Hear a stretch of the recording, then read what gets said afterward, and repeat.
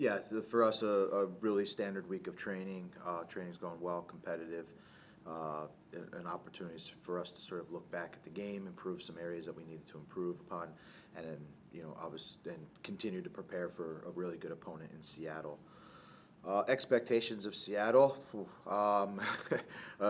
obviously, I think just from a club perspective, a great club in MLS, a historic club in MLS, a championship-winning team.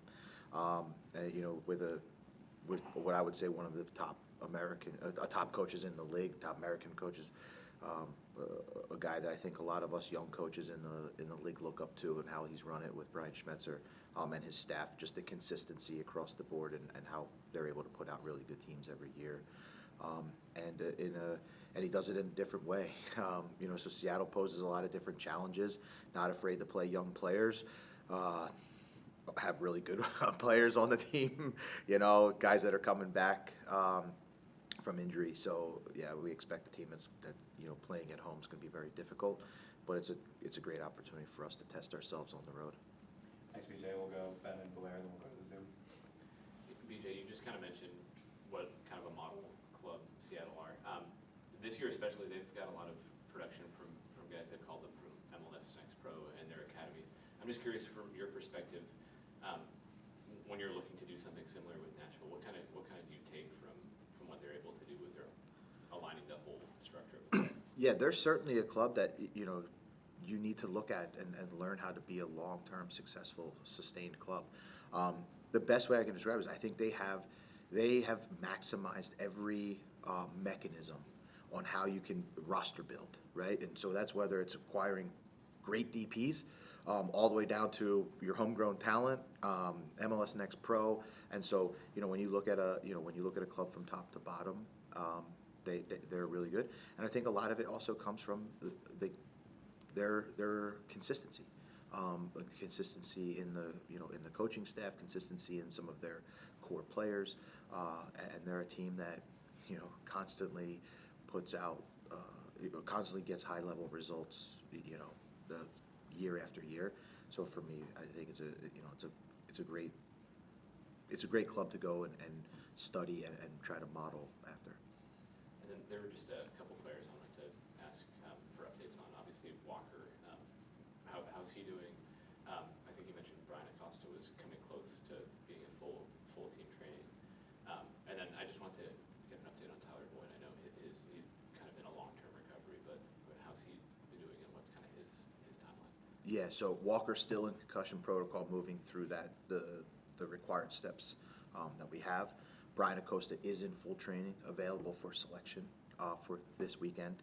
And Tyler Boyd is progressing as normal. We're hoping, that he'll be entering team training out. It's probably not in April, sometime May-ish to get into team training. But like you said, it's a long-term injury. So even though coming back into team training, there's a long period of time of getting him back up. Or there's a long progression once you get into team training as well, coming back from the ACL. But he's progressing on the timeline that you would expect.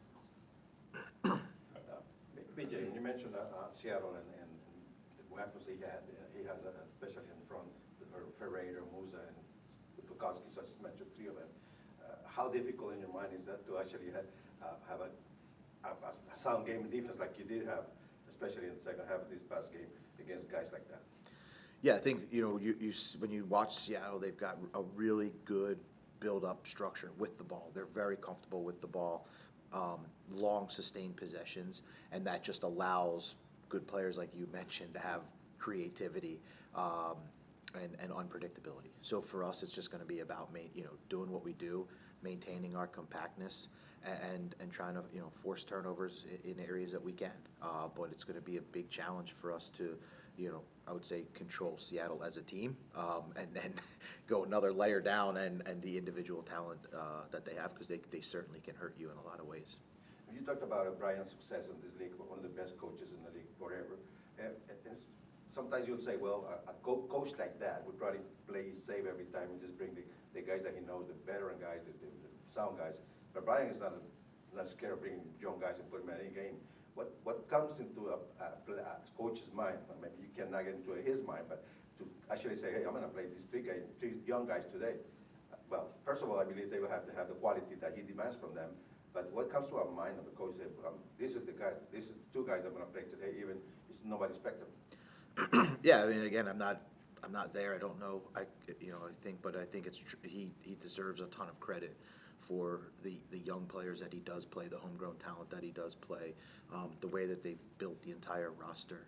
And I think a lot of that comes from just having confidence in the overall environment. It's a really, when you watch Seattle play, it's a really clear idea on what they want to do with and without the ball.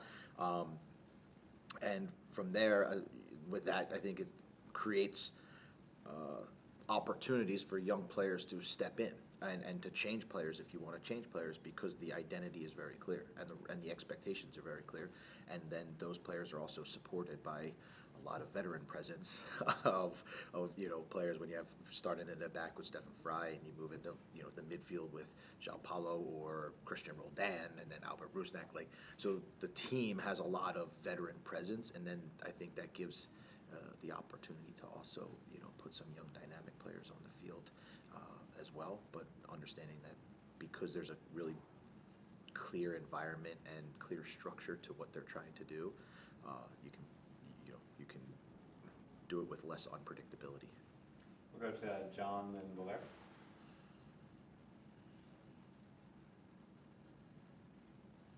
I think you're on mute, John. Sorry, There you go. yeah, I'm sorry for the delay there.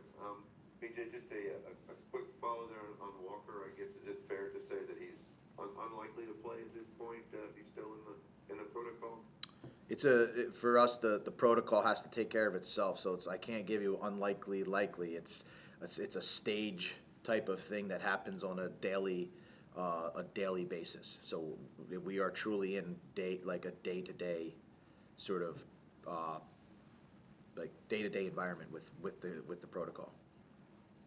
Sure. And then with Jason Palacios, I guess, how important has it been for him to kind of step in into a very vital role, and kind of what's your evaluation been of how he's done, filling in for Walker, both in terms of his play and communication on the field from that position?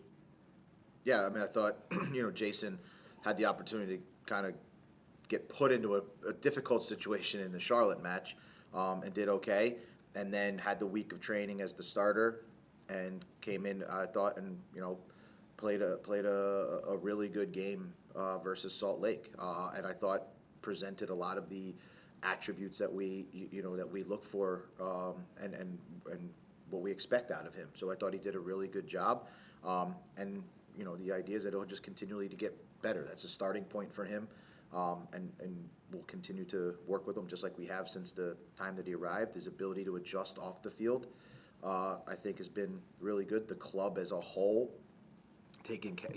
sort of helping that transition process. It's not easy for any player coming into the league, and so it's a credit to him and it's a credit to the club to set him up as much as we can to make sure that when he has his opportunities, he can be as successful. And it's just a starting point for Jason, and we expect him to continue to get better each week. We'll go to Blair, then Jacob. Yeah, BJ, those higher midfield roles, I know you call them wingers, but they're not like Ahmed Qasim and Alex Muyl. They don't really play in a traditional winger style.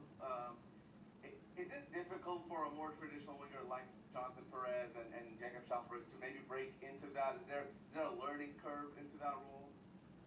Yeah, I mean, I think there's different demands, and we ask, and I think we ask guys to do, sort of perform different roles in their player profiles. So I think each one of them kind of has their own unique qualities that they bring to the team, and it's our job to deploy it and set them up, for success and set the team up for success. So that's, I would say, more of how we look at it is, our job is to create a structure and an environment for each guy to bring his qualities that he has to allow him to perform them.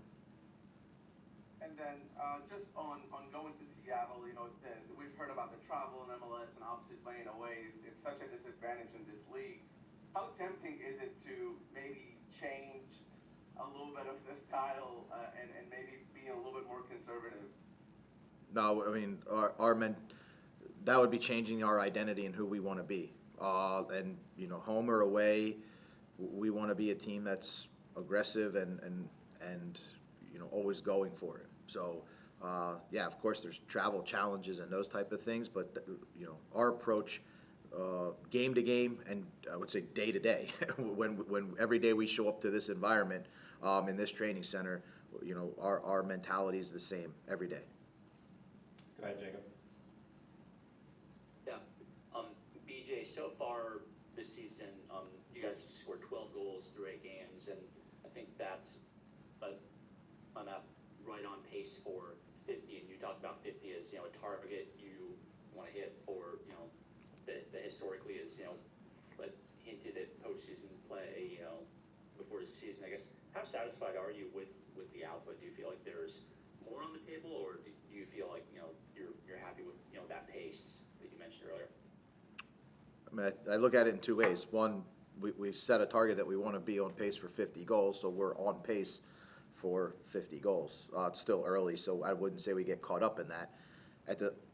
On the flip side, we're happy with the way we're performing, but you know, we're greedy. We want more, and we think there's been more goals actually out there that we can score, and we have actually the confidence, understanding that we're creating good scoring chances, and you know, more of them will go in if we keep doing what we're doing. We keep refining what we're doing. We keep learning from little situations to how we can get better. We can make better decisions. So it's just a constant process to evolve and grow week to week. But our starting points, you know, we're happy with where we are with our starting points of being able to create good goal scoring chances. And, you know, going into a tough road environment like Seattle, you know, the last road game you played, another tough road environment at, you know, Charlotte, you got out to, I think, what was it, one of your or your best first half of the season, I guess.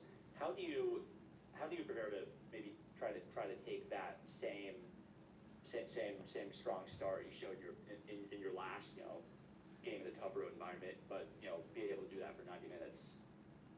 Yeah, I mean, I think, you know, the environment that we create, the process that we create is to, you know, learn from those experiences. So we can learn from the positive is that it was one of our best first halves. So we go to Seattle with the confidence knowing that we can do it.